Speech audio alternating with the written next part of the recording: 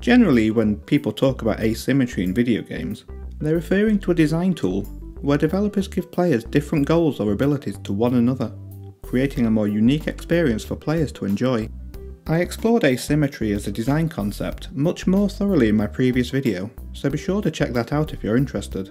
But today we're going to be focusing on Nintendo's long history with asymmetric gaming, and how they've built it into their games and hardware over the years. With all this talk of Nintendo and asymmetry, I'm sure the image that instantly springs to mind is the Wii U, a system where Nintendo placed asymmetric play at the heart of its design and marketing. But asymmetry in gaming is far from a recent concept. Nintendo has been experimenting with it for decades. Even as far back as the Japan exclusive Famicom in 1983, Nintendo had already built asymmetry into the hardware experience. The Famicom had two hardwired controllers. The first, while innovative at the time, is pretty normal looking by today's standards. The asymmetry came as a result of the microphone, a feature unique to the second controller.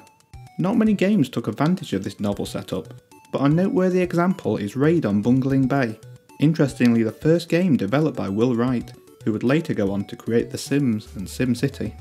In this game's competitive two-player mode, the first player controls a helicopter, tasked with destroying enemy forces, while the second player controls the enemy forces trying to shoot down the helicopter. The second player can also use the microphone to call in jets to attack the helicopter. It's rough and ready, but this game was way ahead of its time, providing a fully asymmetric experience, while also capitalising on the Famicom's asymmetrical hardware design. Revolutionary stuff given this was a mid-1980s. In 1985, Nintendo took their first steps into the struggling US home console market with the Nintendo Entertainment System. Gone was the microphone in the second controller, but Nintendo's asymmetric aspirations were alive and well.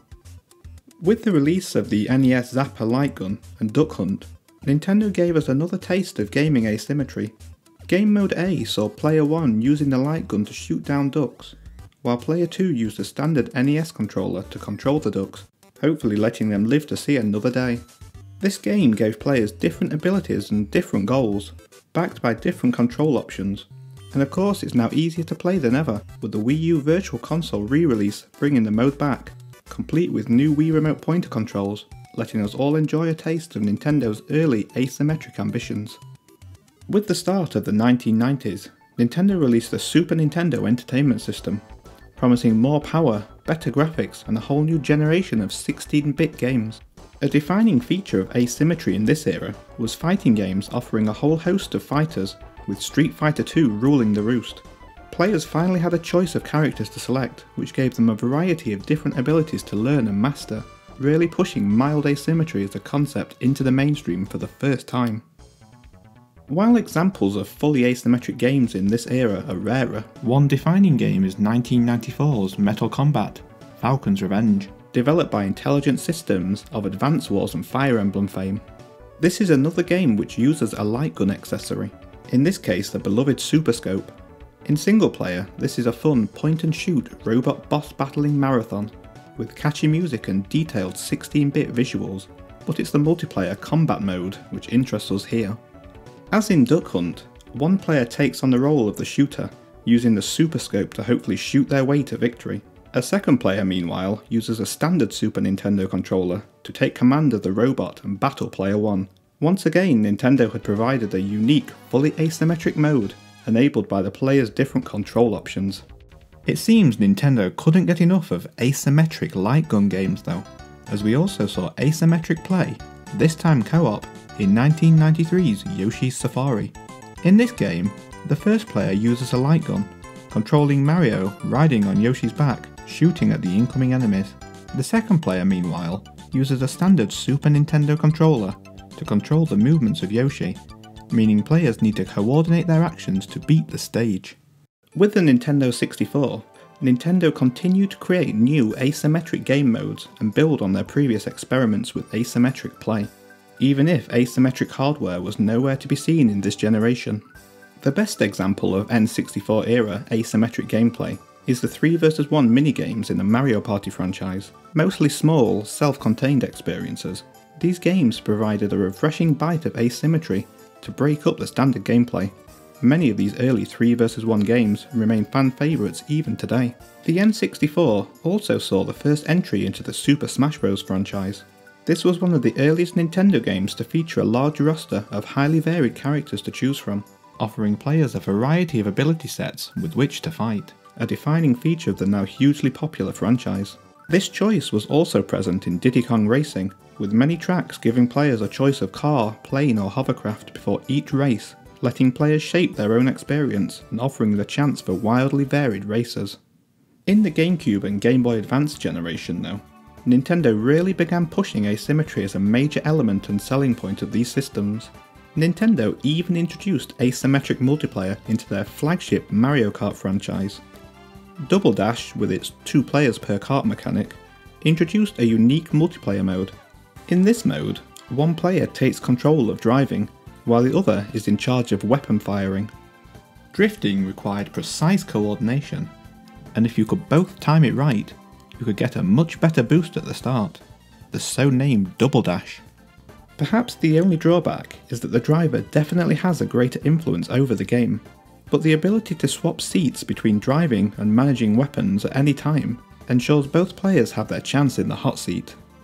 Beyond standard game design though, it was by allowing for connectivity between the GameCube and Game Boy Advance that Nintendo really opened the door to pushing the limits of asymmetric play. This connectivity let up to 4 players connect to Game Boy Advance, providing lots of interesting potential for new experiences. Sadly, the cost of such a setup proved far too high for the majority of consumers, and that's reflected in the paltry lineup of games which took advantage of this unique connectivity. In The Legend of Zelda: The Wind Waker, through use of the in-game Tingle tuner, a second player was able to take control of Tingle on the Game Boy Advance screen. This gave them the ability to drop bombs anywhere on the map, and give Link potions to help him out on his adventure. Sadly, that was about all the experience offered. If this sounds familiar, it's because this kind of mode is something Nintendo have used repeatedly as a pseudo-multiplayer mode in their 3D Mario titles. In Super Mario Galaxy 1 and 2, we had the Co-Star Luma modes, letting a second player hold enemies in place, collect and fire star bits, while in Super Mario Odyssey we had the Cappy mode, letting a second player control Cappy and capture enemies, helping Mario in his hunt for moons. It's clear that, while these modes offer asymmetric play, the limited actions of the second player limits their potential for fun. This is a consistent flaw in these second player assistance modes to this day, leaving them feeling more tacked on than a fully featured experience. The game Nintendo chose to showcase when first unveiling GameCube Game Boy Advance connectivity was Pac-Man Vs. Although developed by Namco, this game was definitely a pet project of Shigeru Miyamoto, who had his hand in its development from the start. Nintendo clearly had high hopes for this title, with it being their primary focus at an admittedly weak 2003 E3 showcase. In this game, one player takes control of Pac-Man on the Game Boy Advance screen with a traditional overhead Pac-Man view. The other players control the ghosts, aiming to catch Pac-Man with only a partial view of the maze to help them.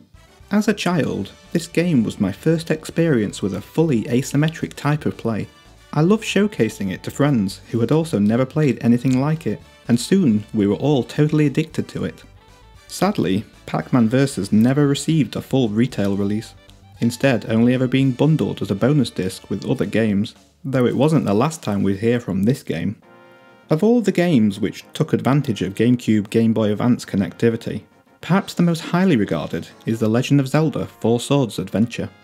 A follow-up to the bonus Four Swords campaign included in the Game Boy Advance re-release of A Link to the Past, Four Swords Adventure allowed 4 players to connect a Game Boy Advance to the GameCube. Each player could play on the TV screen while in the overworld, but move to a more personalised focus when in caves and underwater sections on their own Game Boy Advance screen.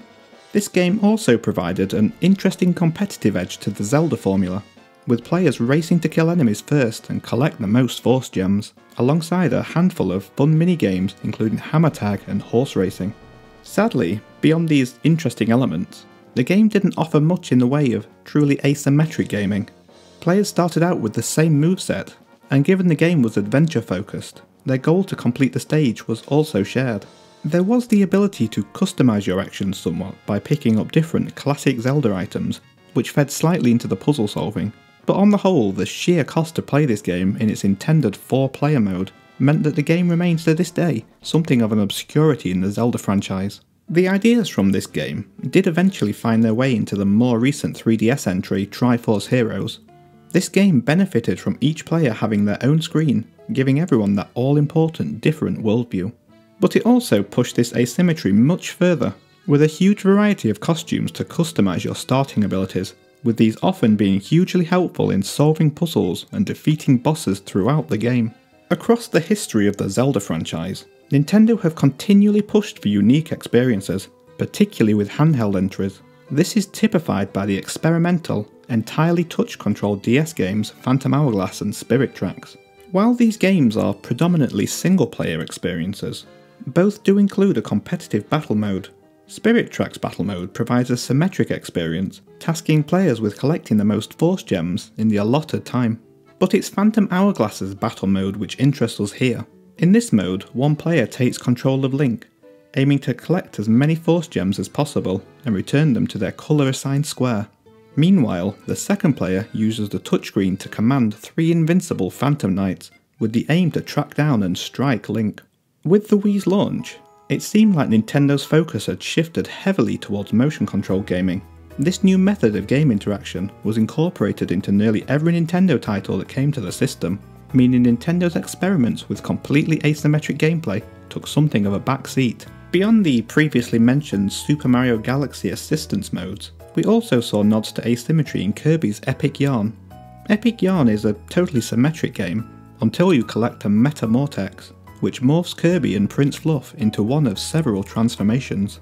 During the Off-Roader, Border and Tankbot transformations, the player who collected the Meta Mortex assumes driving control of the transformation, while the second player is granted a secondary power allowing them to support the driver. This incorporation of asymmetric sections in an otherwise symmetric game is interesting, providing a unique contrast between the platforming and transformations, keeping the experience fresh. The Wii era also saw a major revival for home console Nintendo published 2D platformers. The inclusion of multiplayer in these games opened up interesting opportunities to introduce asymmetry into the experience through the characters players use. In Kirby's Return to Dreamland, players can either enjoy a symmetric experience, with everyone taking on the role of differently coloured Kirbys, or the more interesting option to have each player take control of either Kirby, Meta Knight, King Dedede or Waddle Dee, an idea we can see being mirrored in the upcoming Kirby Star Allies for Nintendo Switch. Donkey Kong Country Returns also saw asymmetry in characters, with players being able to use either Donkey Kong or Diddy Kong and the different range of movement options they provided, with these ideas also being expanded on in the Wii U sequel, Donkey Kong Country Tropical Freeze. And with that, we reach the end of the Wii era and come to the end of part 1 of our tour through Nintendo's asymmetric heritage. Thank you so much for watching, and stay tuned for part 2 coming next week, where we delve into all things asymmetric from the Wii U and where things might be going with the Switch. If you enjoyed this video, be sure to subscribe to be the first to see every new video, and share your thoughts in the comments section.